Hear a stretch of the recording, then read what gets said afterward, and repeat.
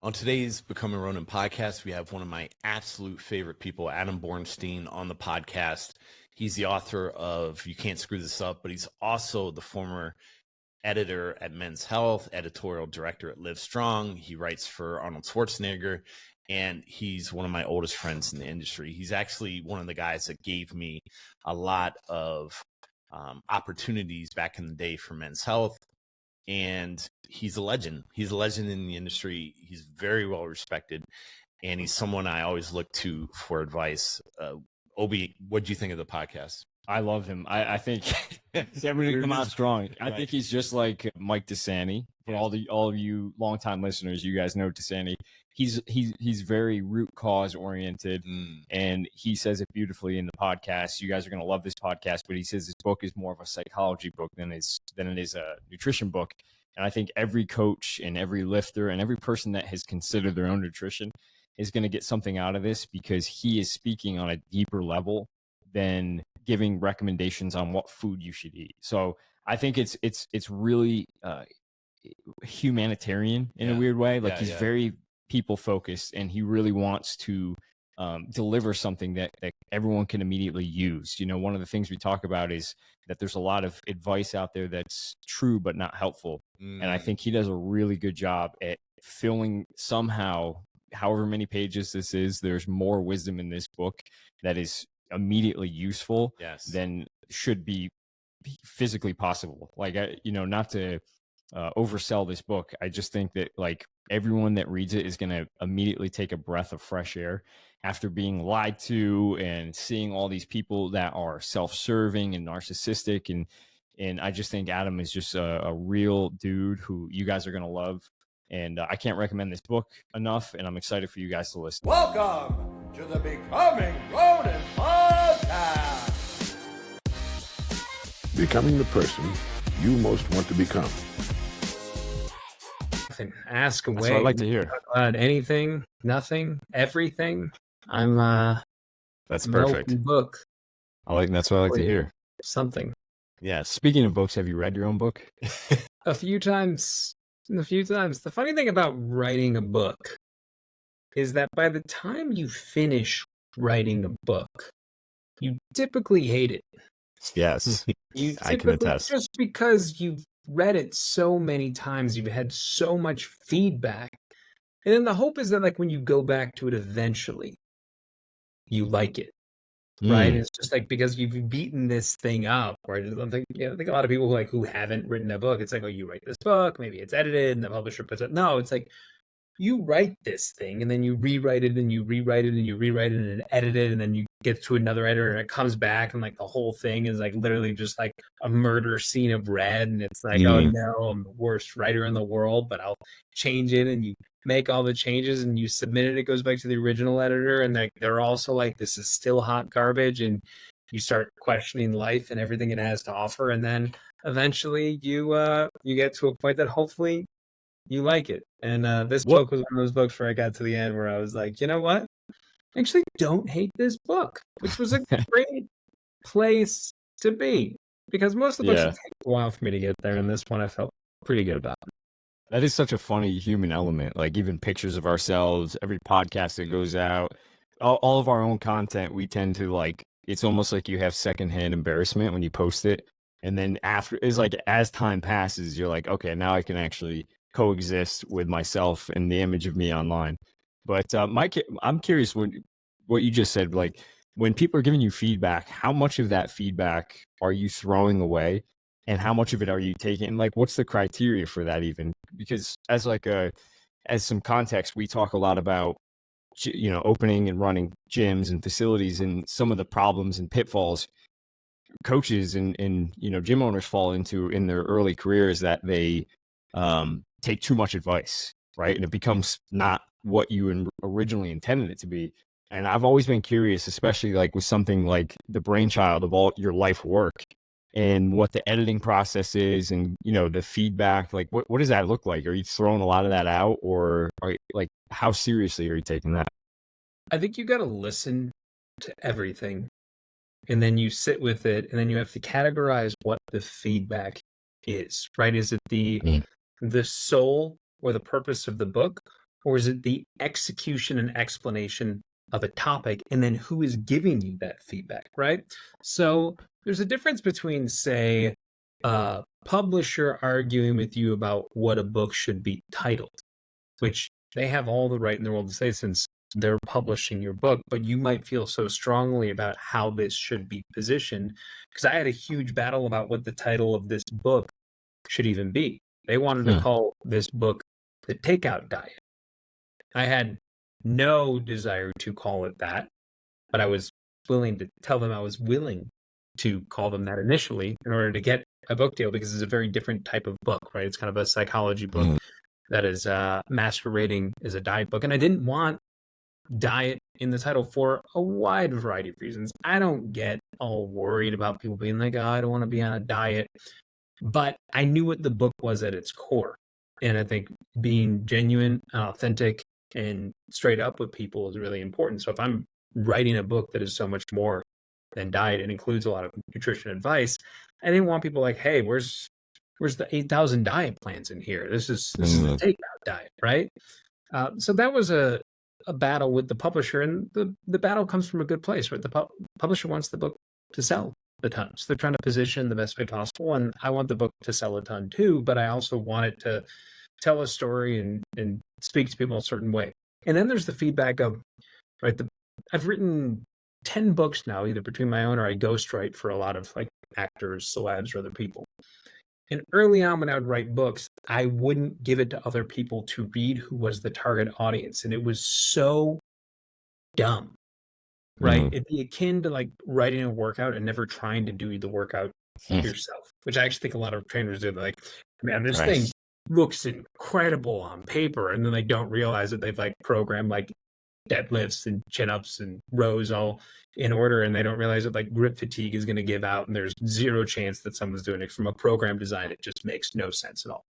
Writing a book is similar. Like if you know who your target audience is and you're not giving that book to the person who's supposed to read it, you're going to have so many blind spots. When I'm getting in feedback, I'm giving it to people who I want the book to help the most, and they might have some very, very critical feedback. And the easy thing to be would be like, what do you know? You've never written a book and you're not the expert in this. Like, don't tell me how to write this. But the real reaction is like, what do you know? You know that if you are confused or you don't get it, I have not done my job. And as a writer, I say that like oftentimes my job is to get it wrong until I get it right, because like my job is to communicate a topic so simply that people can not only get it, but also act on it. So I really spend a lot of time sitting with the tactical execution and explanation of ideas, because if the reader doesn't get it, it doesn't matter how smart I sound or how well I thought I wrote it. If the end result is not going to be delivered, I'm not doing my job. So I think it's important to be able to create that filter of, you don't want to necessarily take all feedback, because like you said, it can take you away from what you want the book to be. But if you think that you're like the only person who has the right answer, you might be creating critical blind spots that can undercut what it is that you want to do or what you want to achieve. So it's important to be able to separate, I think, the different types of feedback that you get. Wow, that's huge. We often talk about how a good coach can explain very complex things simply or in simple terms. I think that's really the most important thing when you're asking someone to take these ideas and implement them in their life. When I was reading the book, one of the underlying themes was consistency. Is that that drives people's habits. Where do most people mess up when they start trying to completely change, their everyday? Is it they go too drastic too quick, or how do people like get these new habits and start using those every day? Right. The answer that most people will tell you, which is true, is that most people do. They just go too complex, too much, too soon. Right. Everyone wants to like sprint before they can crawl. Everyone wants to like squat 400 before they can like squat with depth, with comfort, right, without an issue. Right. I think even in the book at one point I talk about that, if someone's going to the gym day one, you got two options, right? Like option one is that like you can put them under the bar and load up as much freaking weight as possible and absolutely crush them. Or you can screen them, learn how they move, do something that isn't going to seem too fancy. But because they've never trained before, like the next day, they're also going to be crushed. The difference is the one where you actually took a more tactical, systematic approach is going to get them to come back again and again and again, as the one where you like loaded up the bar and damn near murdered them. They ain't coming back, or they're probably not walking for a week, and they're then still not coming back because they're like, this sucks far too much. So it takes a lot of zooming out and be like, well, what's the goal? The goal is to get people to do something repeatedly to the point that it becomes easier so they can do it more effectively, and then they can take on harder challenges. The funny thing about mastery is it requires you to start with simplicity, and it requires you to fail. But you hope that you fail on a small enough scale that it does not become a detriment for you to keep on moving forward. So you have to simplify things so that people reinforce behaviors, get better at it, and keep doing it. That's how you become consistent, right? I think the fallacy of fitness and nutrition is that like when people get to a level of mastery, they actually forget so many of the steps that got them there, right? They forgot that beginning stage of like what they struggled with. They just look at what they did now, not realizing there was 100 different steps that got them to that level of proficiency. And you can't just take what you're doing now and tell the beginner, oh, do this. It works so well for me. No, because you didn't start that place either. But I think the deeper level is that, if you don't have a positive habit, whatever that is, whether it's business, whether it's fitness, whether it's nutrition, right? Usually there's something deeper that's going on, and it's like your own self-concept and your own self-perception of like what you think of yourself. Most people who are not healthy or fit tell themselves, I'm not a healthy person. And that underlying belief will create this idea of cognitive dissonance where like your actions and your behaviors are not aligned, right? So you're trying to work out, but in your mind, you're telling yourself, I'm not a fit person. I've never been a fit person. I'm not going to be there. And if you truly want to create behavioral change, the first thing you need to do is change your mindset on who you think you are so that like your self-belief is aligned with the habits that you're creating. So the perfect example of that is that you would be telling yourself that like, I deeply care about my health, but I have yet to figure out what works for me, as opposed to I'm an unhealthy person, right? So like understanding, or like I'm a really good employee, but I've yet been in a position where I can succeed, or I've yet to acquire the skills that will allow me to become the best version of me at my job. Or like, I can be an amazing trainer, but man, I realize that I probably got to get like another 100 hours under my belt. And then like, I can't wait to see what I can unlock next. So changing the mindset and the narrative prevents these moments, because at some point it gets hard. No matter what we're doing, at some point, something just sucks and does not go to plan. And that's when people get derailed, because when things get hard or when they're not easy, or when you're struggling and your mind is telling you, well, yeah, you suck at this, you were never going to be good. That's when people bail, right? As opposed to being like, no, I actually think I'm a healthy person, or I'm a good trainer, I'm successful in my job. And like this friction is actually part of the learning process, right? If we can anticipate the hardships, it becomes much easier to just kind of like accept them as part of the process rather than be derailed and overthrown by them. Yeah, that's one of the things that really comes through in your book, is that it's very empowering. And I love that you called it more of a psychology book, because I feel like so many people they self-indulge into the temptation of creating something that's going to sell, and it could be something that it could be from the Liver King to, like even thing is totally making not the title like a diet book. Right. Yeah. Like, and I love that. And I'm wondering, like, when you're writing this, like, what was your starting point? Was it because there's so much information that's true, but not helpful? And were you working backwards from what you had seen work with clients, or like, what was like the foundation? Let's say day one, you sat down and you're brainstorming and you're just dumping out all your thoughts out. I'm curious to know, like, what was the starting point? Because I feel like I feel like I know you in a way by reading the book. You know what I mean? Like there's an authenticity there where you're not giving into being sensational. Like you're giving information that's like, hey, the power is in you, not in this book even. And I feel like there's a realness to that. So I'm just curious as to, what your mindset was, and why you created this book, I guess. Well, thank you. It's yeah. That truly means a lot to me. That was this book was different than all the other books. This book took me truly like 10 years to write.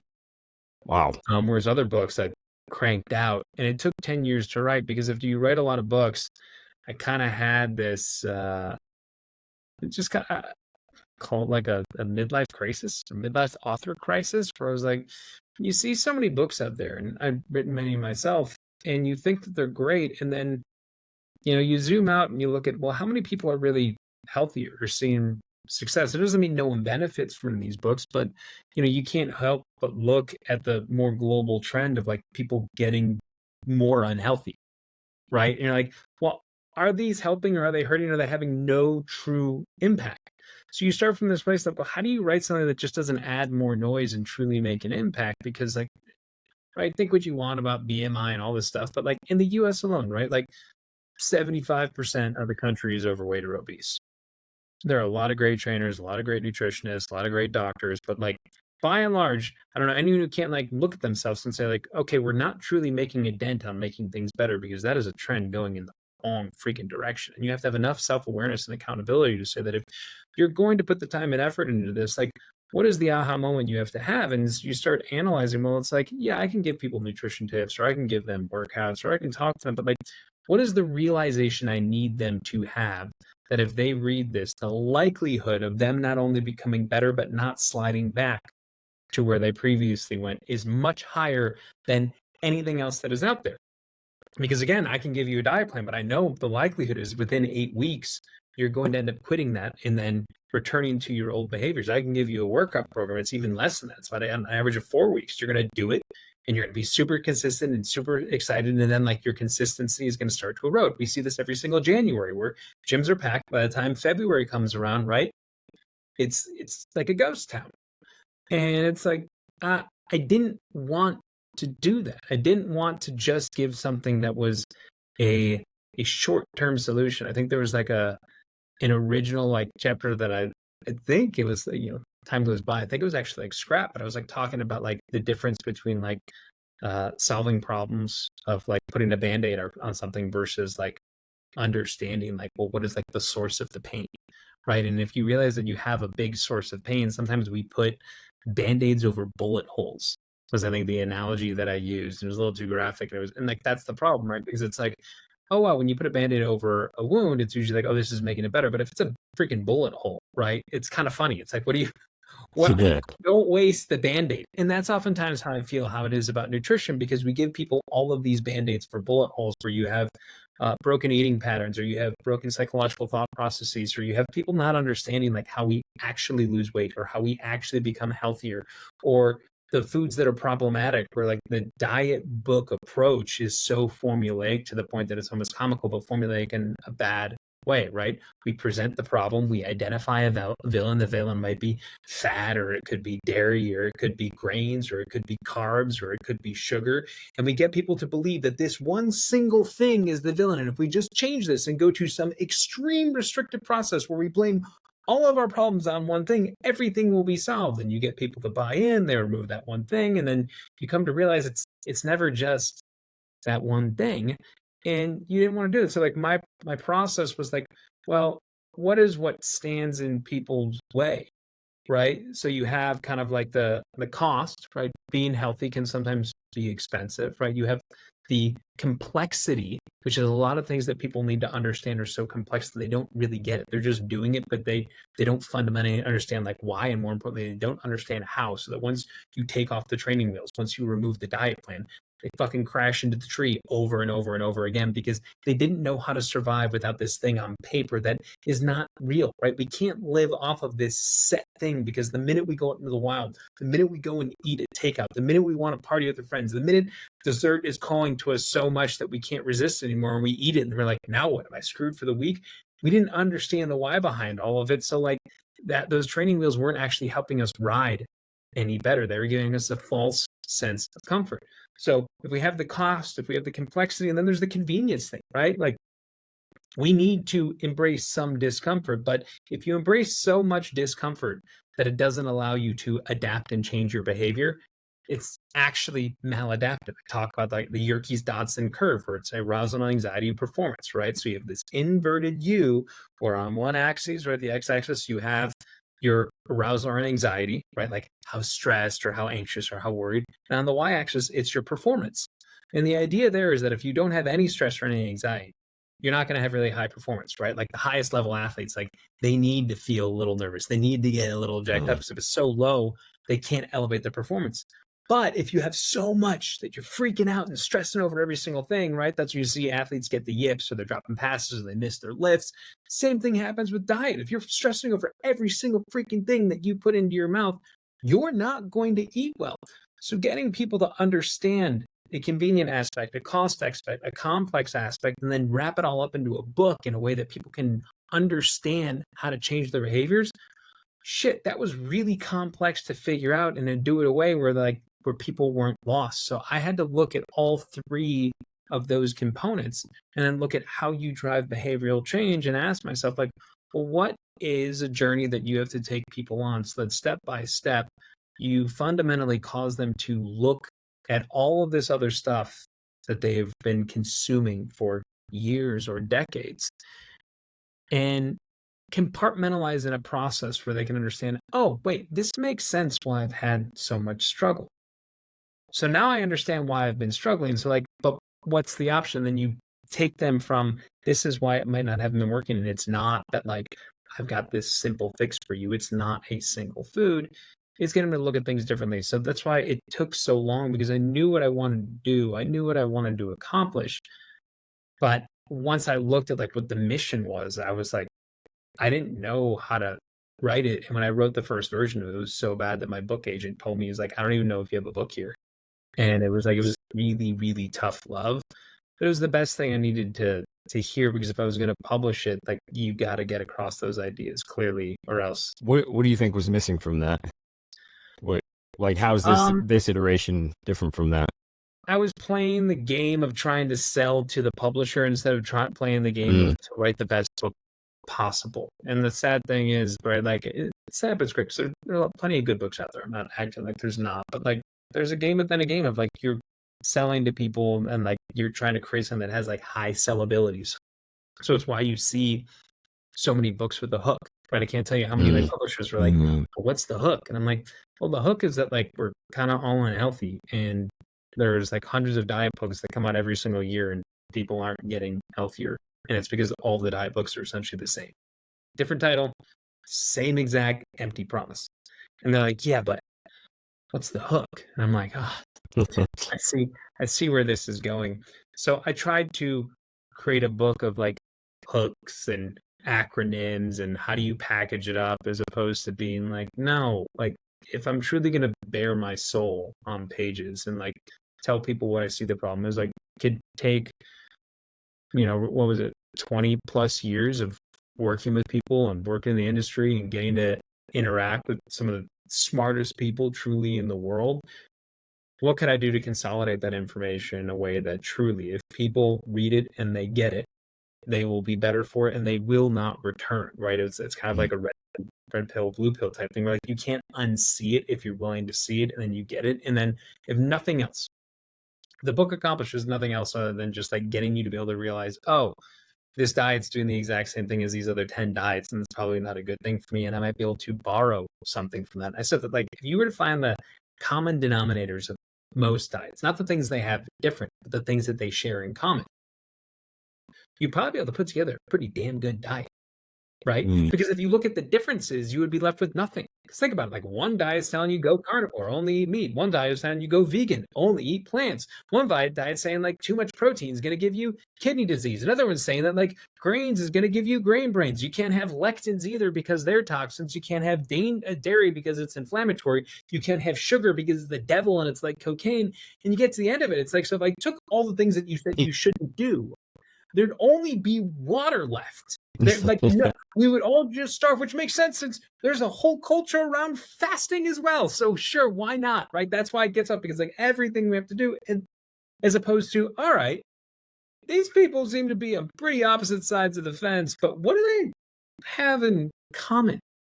What do they agree upon? And like when you have people who are so diametrically opposed, but they still agree upon something, it's usually a pretty good indicator that it works. So there's something to there. So oftentimes like looking for the similarities as opposed to like getting so angry and anchoring on these differences can shed light on what might work, and then just finding ways to navigate what is an industry that is fundamentally designed for good, right? Trainers, dietitians. The good ones are truly trying to help people, but because health is so important and health finds us oftentimes in the worst ways, right? We get sick or we get overweight or we get diseased or our bodies break down or we're in pain. Health finds people in vulnerable states, which means that there are a lot of people who will prey on people in those vulnerable states. And that's the ugly side of the industry. And it's just going to come in an industry where, like I say to people all the time, like there's plenty of bread because like health is never going anywhere, right? Like there's always going to be a need and there's no one person who's going to fit every single person's need, right? I am not for everyone, nor should I be. So there's no shortage of the ability to help people, but it's like, can you do it in a genuine, authentic way where like the purpose or the intent or what you are providing is truly going to make people better, as opposed to like just further the manipulation of taking advantage of them when they're in a vulnerable state. Yeah, that was going to be my question, actually. You being on the other side of the pen, you know, if you had words of wisdom when it was directed towards people who are trying to navigate that, because it does seem like, is it just pure predation? Like, I know that the diet industry is a, you know, multi-billion-dollar industry, but it, you know, do you think it's just a simple, you know, the market will be fulfilled and people are looking for books that tell them wine and dark chocolate are good for them? Or, you know, is it that you think, or is it just as simple as that? Because that's what it seems like. People are going to look for what they want. And, you know, I talked about this at one point, and our brains are funny things. As smart as we are, our brains are designed very, very poorly, where like the more novel and bizarre or outlandish something is, the more complex it is, the more likely we are to believe that it will work. Which flies in the face of what is most effective, right? If we just go by, I'll say science, but I really like to refer to evidence-based, because to me, evidence-based is the beautiful intersection between what we know through scientific literature and what we know through personal experience. One without the other is not complete for evidence-based, right? There are people who are just like, we'll talk all day about science, and I'm a complete science nerd, but like some things that happen in the lab don't play out in real life. And some things that play out in real life don't play out in the lab. So you try to take what you can see from a scientific lens and then prove it out and then personalize and adjust based on like what will work for you. And if it works for you, it doesn't mean it'll work for everyone. It doesn't have to be scientifically backed up, but it just means that it works for you. Science itself, like if you want to know good science, it is distinguished by two things and two things only: reliability and validity. And that means essentially that like you can test the same thing over and over and over again and get a similar or identical outcome. What we react to are the things that are the flash in the pan and sensational headline, the thing that happens one time and one time only, and it may never happen again, but we're like, oh my God, this seems incredible. So as much as our brain might know, like, I shouldn't pay attention to it, the more complex, the more sensationalized, the more outlandish something is, the more likely we are to pay attention to it. And we all know this because just look at what happens on social media. The most batshit crazy stuff is the stuff that gets a ton of likes and a ton of comments, where the very, very practical, helpful, the thing that will truly be the life-changing thing, right? Everyone's like, this tip is going to be life-changing. Pro tip for everyone: if you follow someone and they tell you that every single thing that they share is life-changing, don't listen to them. There's not that many life-changing things in life. They're literally just trying to, like, it's engagement hacking. They're just trying to steal your attention. There are some things that are life-changing. There's only a handful, and the rest of them are like good tips and helpful, but everything can't be life-changing, right? You can't be changing your life every single day, right? We fall into that. So some people, right, it's, you know, we have cognitive biases. We want to believe what we want to believe. So we are fundamentally hunting for the person who will validate the thing that we want because it makes us feel better about ourselves. And then there are other people that are so frustrated and so exasperated that they will listen to anything because to remove the pain that they feel from the discomfort that they have with their health, they know would truly be life-changing. So if you tell them to eat dog shit and it'll help them be healthier, they're not going to like it. But it's like, you know what? I am so uncomfortable and so miserable and so defeated that at this point I would do anything. So part of it is, and they've been lied to, you know? Right.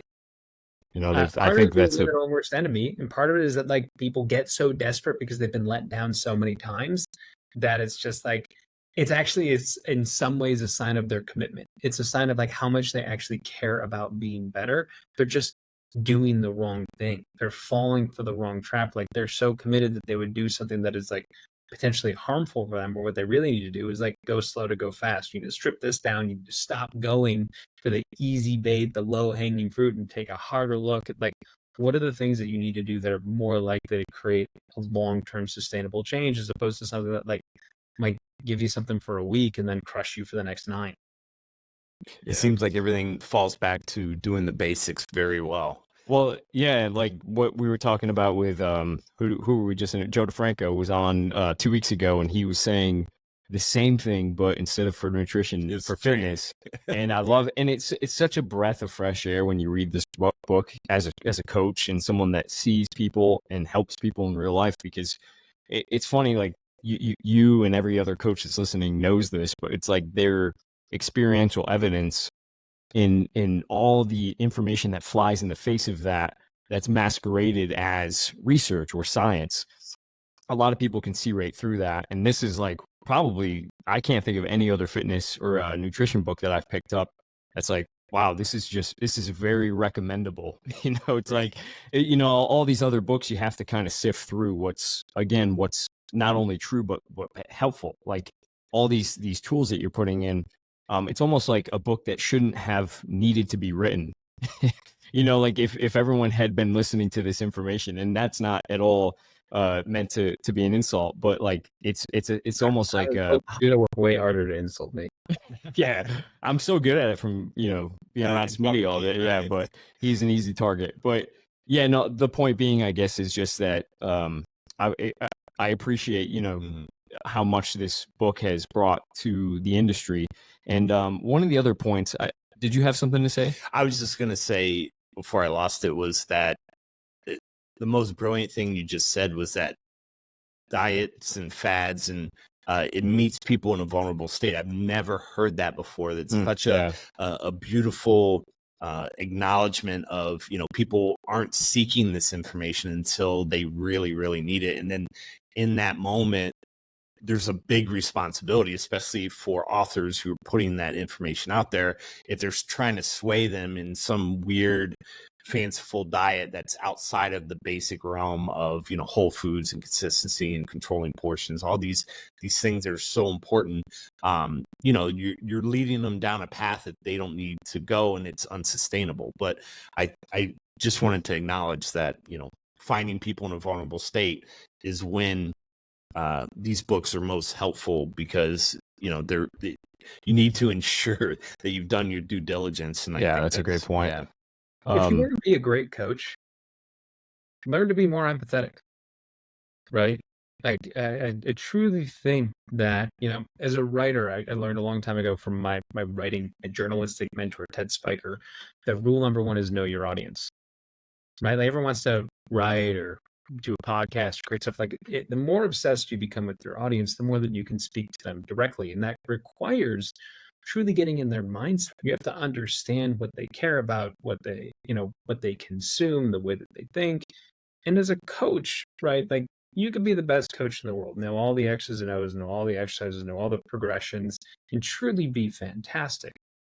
But if you don't develop like a sense of empathy, your ability to connect with people in a way that you can develop that trust and truly understand what they're going through, no matter what you might think, if you can be empathetic to their plight, you can help them get through it.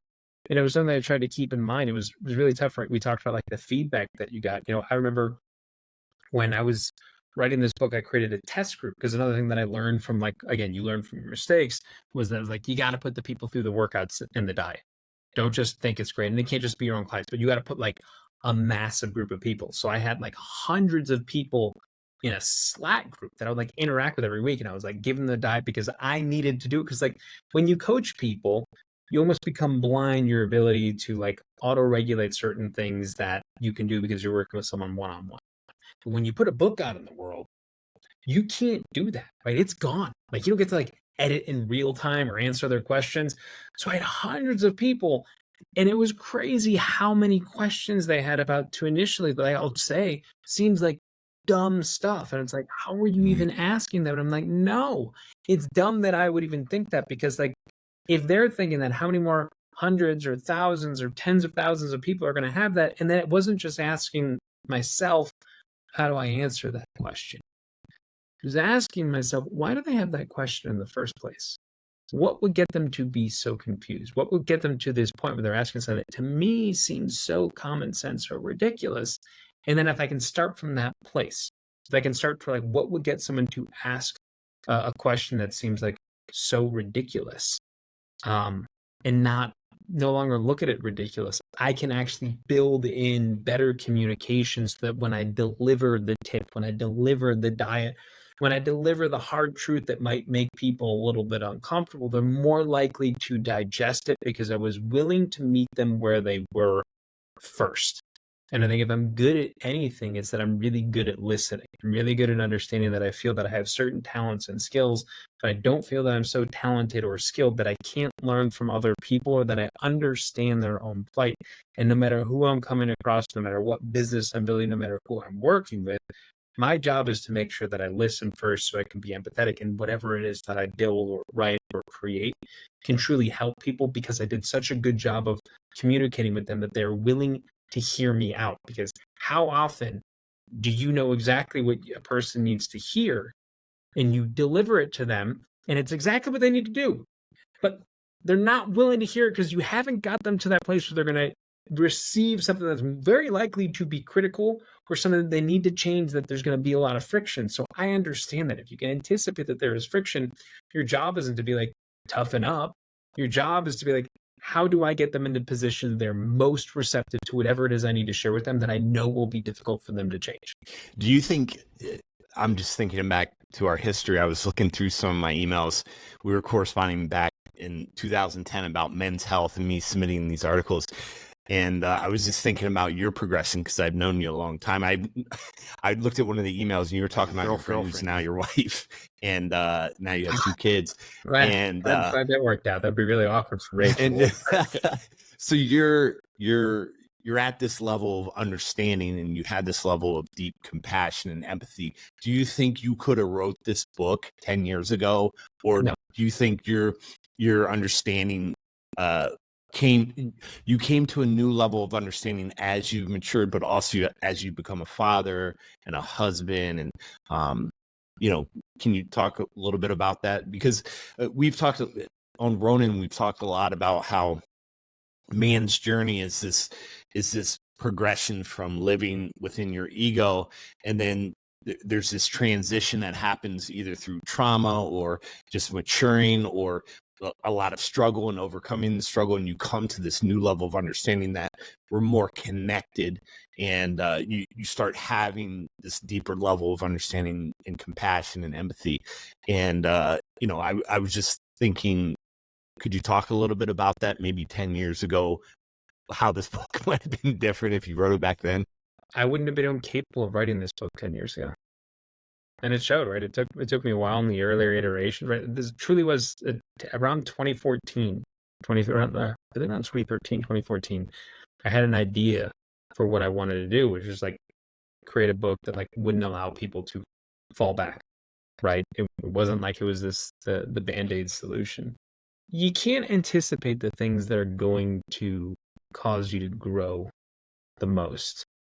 And it's why I think it's so important. I talk about like comfort in the book and like the comfort zone, but like understanding that you need to seek discomfort. And I mentioned it before, but like you can't seek too much discomfort. And I even referenced Michael Easter, who has a fantastic book called The Comfort Crisis.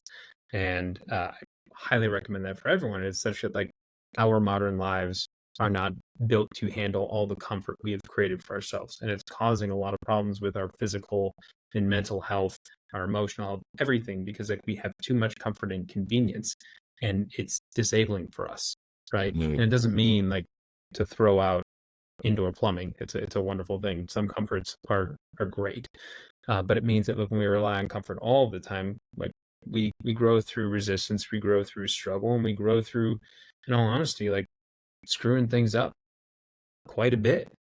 and putting your and like being willing to be accountable for the things that you screw up. The younger coach in me, the guy at Men's Health, the guy before that, I don't think was as equipped to help people. He was equipped to be knowledgeable. I think like at that stage in life, I thought the way to help people was to become smarter or earn things that would cause people to trust me. But the things that make you better are understanding of like how to earn trust and how to build trust, right? And I think it's one of those things that you don't get until like you put yourself in positions where like you get all these accolades and then you're like, oh look, I was the Men's Health Fitness Editor, I was editorial director of this, or I was a New York Times bestselling author, and it's like, well, you should just trust me. And then it's just like you can get a lot of people in the door that way, but at the end of the day, like, what does that say about you as a person if you just want to be able to rest on your laurels?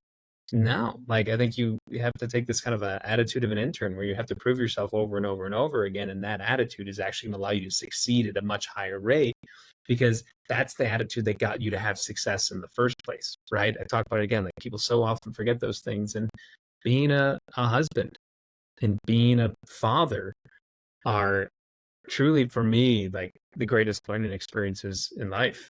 I mean, conflict resolution, I think, is a part of living with someone, and being married is like the ultimate way to learn how to communicate. And if you're really willing to do it, look inward, and your partner will identify all your blind spots and the stuff you kind of suck at. And it can be tough, but those people in your life, they don't point those things out or good friends to make you feel bad. They point them out to make you be better. And I think I had a lot of blind spots that wouldn't have allowed me to write that book, because I probably at a younger point in life would have just been like telling people what was like optimized. It's what we see now, right? Like, here's the best way to go about it. And what is optimal is oftentimes not what's best, because what's optimal is oftentimes not what is most practical for most people to pull off.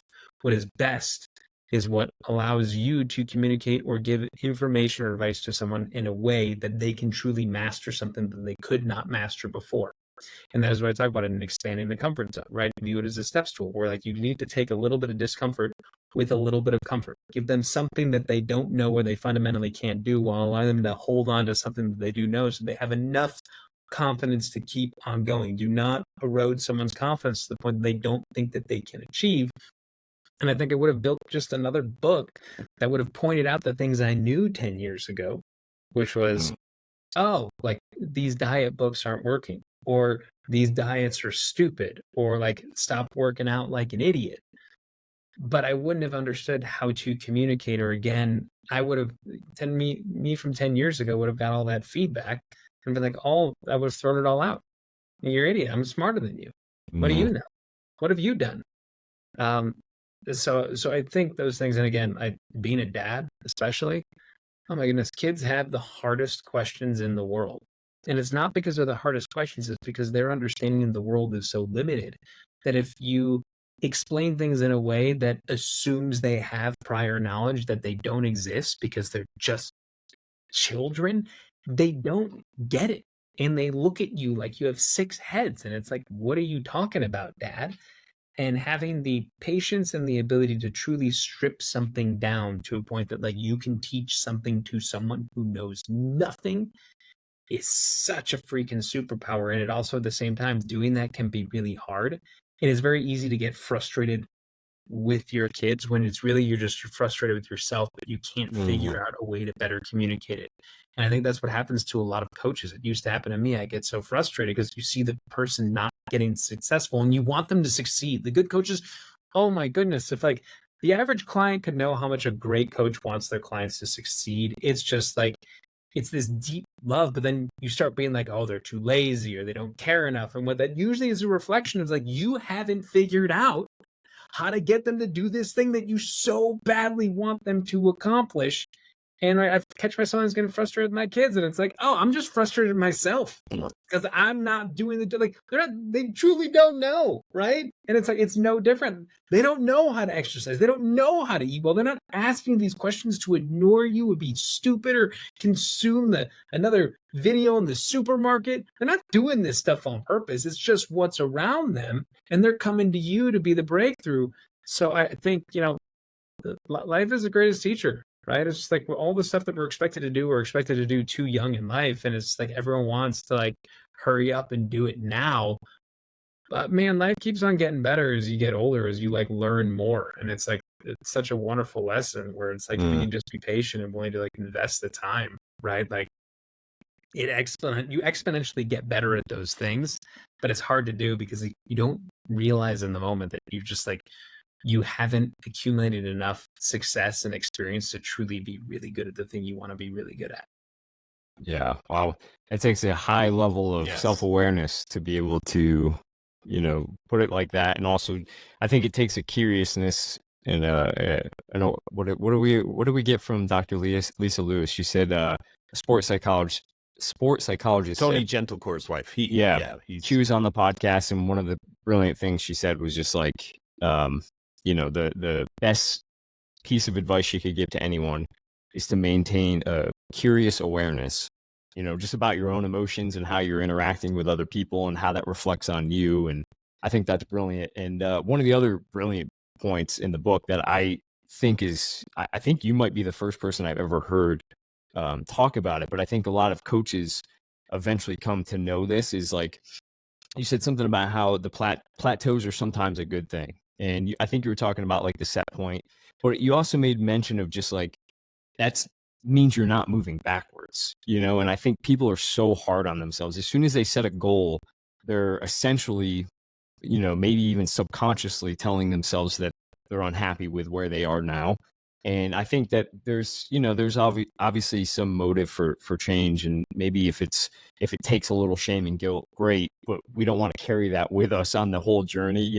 We want this to be a fun and rewarding experience. So I love that you made point of that, because, I have coaches that work in my training studios. And one of the things that I feel like is a mark of maybe a newer coach is the frustration, like you're saying, that like, hey, my clients aren't taking the advice. They're not taking this seriously. They're not seeing progress.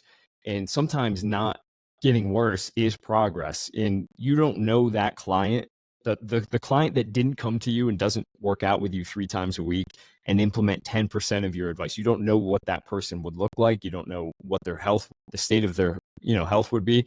And I just thought that was a brilliant point, because here you are selling, the mindset of changing these incredibly difficult habits to make stick. But you're also saying, like, if I'm interpreting it correctly, you're saying, hey, don't be so hard on yourself. You aren't making as much progress as you think, but you're still making progress by not moving. Am I understanding that correctly? Is that how you meant that? Nailed it. I think most people have no idea what progress looks like. We romanticize the end result as opposed to truly understanding the process that gets you there. And part of any type of progress, right, getting from where you are to where you want to be, is going to require some level of stagnation. But stagnation is not a bad thing if you're still on the path to where you want to go. I love to tell people, like, there's not really wrong decisions in life, right? The only wrong decision is in action. Because let's say you make a decision and the behavior or the output does not go the way that you want. That was, in some ways, a right decision, because you just learned that was a bad decision. You learn the negative effect that you have. You know not to make that step again. And you might save yourself how much time, because you know that was a bad move, as opposed to if you didn't take any action whatsoever, you wouldn't know all of the different missteps, and you'd still be sitting there wasting time, where you're eventually going to like step on one of these landmines, right? Like, we all step on landmines in life. And if you can understand that, like, again, we're saying, like, life is your greatest teacher. Plateau is a part of the drive to success. Mistakes are a part of the drive to success. But if you understand that, if you understand, right, if like someone's coming to you If you're a coach, someone's coming to you and they're there 3 days a week and they're not seeing the success they want, but they're still coming to you. They see a value. They're building the habit. They're creating routine. They're making exercise or showing up or being accountable more of a consistent or automatic part of their life. And that has a huge net benefit, because how many people just don't even show up? Right. And like that can be part of the journey. And sometimes it takes an aha moment, or like progress is never as linear as you want, but like you have to understand that like process goals can be broken down to the most simplest behaviors of, do people have intent and are they taking action? And if they have intent and they're taking action, that means they're doing the things they fundamentally need to do to make progress. You just might not be seeing the rate of change as quickly as you want. And that's because we're all impatient. Everyone wants everything faster than is usually conceivably possible. And if we can change the way that we look at progress, if we can change the way we look at these process goals, we can get more comfortable with a slower time period, which means you don't get frustrated. One of the biggest things that I try and point out in this book is it's not our mistakes or our maladaptive behaviors that cause the most trouble with diet and exercise. It's our reaction to them. We catastrophize, right, the plateau. We catastrophize the mistake. We catastrophize the missed workout. We catastrophize the dessert we eat. And that is our reaction to those behaviors that are the problem, where you have that one dessert, right? It's like if someone ate like a whole bunch of vegetables in one meal and one meal only, you wouldn't be like, wow, you're the healthiest person in the world. But we do the inverse, where like they have one dessert and like, I'm the least healthy person in the world. I'm not going to eat well for the rest of the week or the rest of the month. And I once heard Dr. Spencer Nadolsky put up like best, where he's describing like people's self-sabotage with diet, where it's like people eat dessert and that maybe is akin to like getting a flat tire. And normally if you get a flat tire, right, like you go and like put air in it or you go get it replaced. But with diet or exercise, people slash the other 3 tires.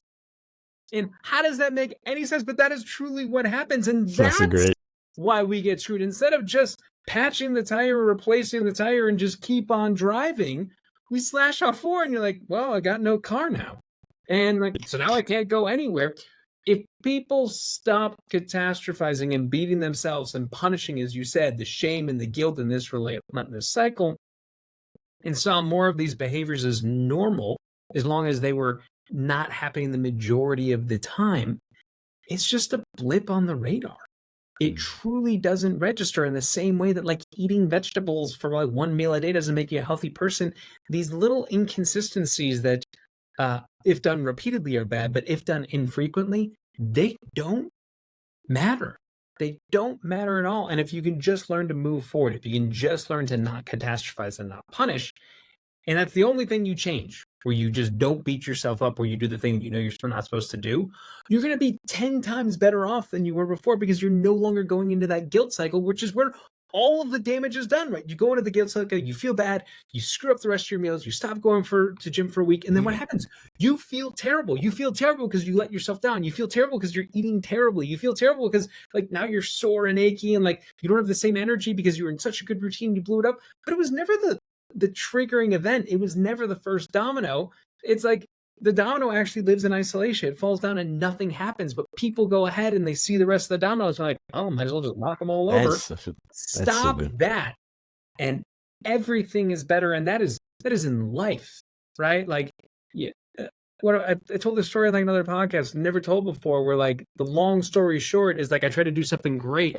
My older son was like, I don't want to go to a birthday party this year. I want to go to Disney instead. And I'm like, not the same cost at all. But I like the way your mind's at. And I'm like, you know what? I'm going to surprise you. I was traveling at the time. I was like, never. I'm like, I'm going to go and like take you and surprise you to Disney World, right? So like we went to Disneyland, California, booked the flights, do everything. We've been to Disney before, but like I surprised them. We're there. And Disney, pre-COVID, you could just walk up, get tickets and go in. I didn't realize post-COVID they put a quota on how many people you can let in. I go in, they're like, do you have tickets? And I'm like, I'll buy the tickets. And they're like, no. You have to like pre-buy them and pre-purchase them. And man, you want to see the soul be sucked out of a child real fast? Get them all dressed up in costumes and fly them out to Disney and get them there. And then to find out the person's being like, yeah, there's no tickets for like 2 weeks. Oh no. And I truly remember going back to my hotel room as I like tried to figure out going on. Like, I like, went into the bathroom and like just cried because it was just like I'd never felt like a worse father in my life. That's awful. And it was for my older son. My younger son was there too. He's even like they're both crying. They're literally in their Avengers costumes, and I'm like, oh man, this was really stupid. And you have that moment where it's just like, you know what, I can be in a terrible mood and I can be really upset and I can yell at my wife or I can yell at my kids or I can just like burn the whole thing down, or I could say, you know what, I screwed up and that was a pretty big mistake. I'm pretty sure my kids are never forgetting that one, right? Or you can go and be like, no matter what, I'm going to try and make this better.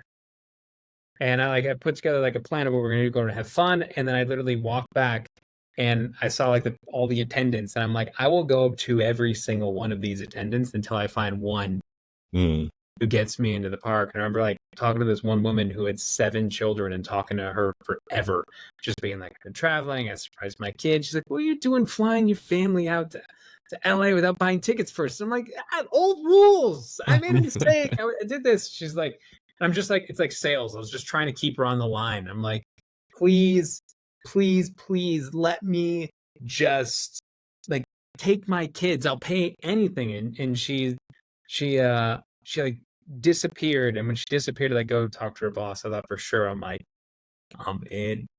And she comes back and she's like, I'm sorry, park's sold out. Wow. And she's like, the best I can do for you is there are 2 things right now. She's like, you can buy tickets right now. And it's like $1,000, right? There's like 4 of us going to Disney.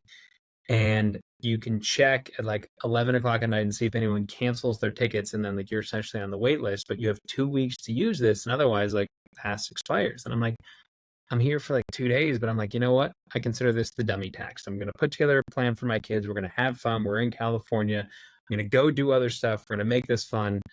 But this is my stupid penalty, right? Like, here's $1,000. Give it to me. And I just thanked her. I'm like, thank you. Like, this was my fault. This was my mistake. But I appreciate you giving me a chance, right? Like, all I wanted was a chance. You're giving me a chance, and that's all I need, right? I'm really right about to pay, and like a woman comes out from the side. She's like, I gotta tell you something. And I'm like, for you? She's like, I'm her boss. I sit here every day, and all people do is yell at my attendants for reasons that are not their fault. And like, you've been here for like 30 minutes now, pleading, begging. We just came back and told you, you got to pay whatever. It was like $1,200. I think it was whatever it was. Right. And you thanked her just even for an opportunity. And she was like, that was the kindest thing I've seen here. She's like, I'm getting you and your family into the park for the next couple days. Oh my God, that's awesome. And it was just like the lesson for my kids was great. Like, kindness wins, even though my planning fails. But the real thing was like, right, I knocked down that first domino, and I could have like burned the whole thing down. But like, I know enough that like catastrophizing doesn't do anything. Once the mistake is done, the mistake is done. You own it. You take accountability for it. You try and make it better. But then you're like, okay, I tell my kids all the time, and it's something that adults need to hear. Like, we all have the superpower, and the superpower is we can always make it better. We can always. I can't guarantee what the output. I can't guarantee, but we can always make it better. And if we remember that, no matter what we have done, oh man, a lot of good things tend to happen. Wow, that's such a good analogy for life. Smitty and I talk a lot about when we started the podcast a few years back. We started doing a Ronin game challenge, which was just the brainchild of Smitty and something that he had done with some friends, which was basically like you get points the more you can help someone out. Kind of help someone out, but it ended up being anything. Like, even just like that would be a point, or 10 points just for like. I was gonna say 1 point. At least 10. Well, at least 10. See, yeah, the game originated when I was walking out of like the supermarket with a buddy of mine, and some lady was putting her purchases in the back of her car. So I ran over and I was like, "Here, let me help you with that." It was like, cases of water and all that stuff. And then some older lady was taking her shopping cart back. So I grabbed her, like I got done helping that lady, and I walked over and I took this lady's cart back. Somebody got pepper sprayed. Got pepper sprayed. And I told my buddy just offhandedly, I'm like, that's 2 points. I got you today. And basically it was this game we started creating where, you know, throughout the day, you're looking for opportunities to help other people just randomly, and, you know, nothing planned or anything. But when you see it, you just take action just very briefly, very quickly. Yeah. And so that's how Well, I was going to tie it into we did an episode on anger, I don't know, a year ago. And I thought one of the cool things about that was like, it was once we did that Ronin game, it gives you this awareness that, like you're saying, like we have an opportunity in every scenario throughout the day to either make it better or worse. And that is 100% going to dictate the outcome. I mean, maybe not 100%, but we can steer the direction of our lives more than we give ourselves credit for. And I thought that the Ronin game was an awesome exercise in snapping yourself out of the emotional reactivity, and kind of like there's just like a moment of pause where you can insert some logic in there. And it almost always, you know, from your example to like even simple things like driving in rush hour traffic and like letting someone in and like seeing how that affects other people, and then they start letting people merge, like little things. It's just like this butterfly effect. And I just thought that was an amazing point, because again, you know, one of the reasons I was so excited to have you on is just because of the depth of understanding of how humans work. And I think there's like the whole diet thing is irreducibly complex, because people will, like you said, try to simplify it to even people that aren't, you know, pro carnivore or pro vegan. I think they do try to oversimplify it as if it's just a lack of knowledge. And if anything, I think it's not that people are uninformed, it's they're misinformed, but on a deeper level. Like there's just this lack of understanding on like you're saying, like who better to write this nutrition book than someone that has real world experience coaching people and seeing what actually helps people make a change. Thank you. I appreciate that. And I agree with you guys on so much of what you just said. I like to say that, you know, in the same way that, you know, you have this choice. I say you can look up or you can look down, right? It's truly the same amount of effort to look up and try to be positive, or you made her to look down and just kind of like give in to the suck. And it's a choice, right? And I think the fun thing that, you know, I'm very privileged to be able to work with Mr. Schwarzenegger quite a bit for a long time now. And he says all the time, and it's usually as a way of like, don't wait for me, do this on your own, you don't need me to do this. It's like, we all have the strength to lift up the world, right? And it's just like so much of what Arnold focuses, obviously building physical strength, but he's like, everyone has the strength to lift up the world. Like anyone has the strength to lift up another person, to volunteer their time, to help another person, and to let traffic in. And that's like one of the best things you can do for yourself and for society. Because like you said, it does have, like, people see it, people are watching it. When one person does something good, you never know who's watching it. It inspires others to do good. And that's just like, we have a better planet and world. It is like when people are just like thinking in the back of their mind, like, what can I do to either be helpful or I don't want to say, right, be useful. Yeah. Wow. Yeah, we talk a lot about that, where if you want to be fulfilled, make yourself useful. Like just be useful to those around you. But wow.